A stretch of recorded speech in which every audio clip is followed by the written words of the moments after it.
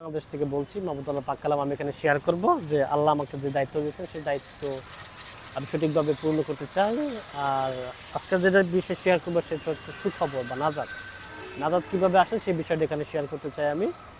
যে প্রথমে আল্লাহ তাআলা দুনিয়া সৃষ্টি করলেন এবং সেখানে আদম ও হাওয়া দুজনকে সৃষ্টি করলেন।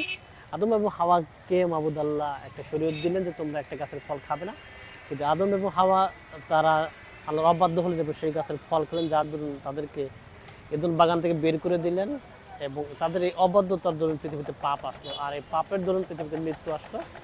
আর এই পাপ থেকে মুক্ত হওয়ার জন্য একজন লোকের দরকার ছিল, আর তিনি হচ্ছেন হযরত ঈসা। তিনি এই পৃথিবীতে আসলেন মা ও মরিয়মের গর্ভে, তিনি কুমারী ছিলেন, তাকে কুদরতে তার জন্ম হলো এবং তার জন্ম হওয়ার পর এই পৃথিবীতে নাজাত আসলো এবং তিনি আমাদের সমস্ত লোকের পাপ তার কাঁধে নিয়ে কালবেরি ক্রুশে জীবন দিলেন।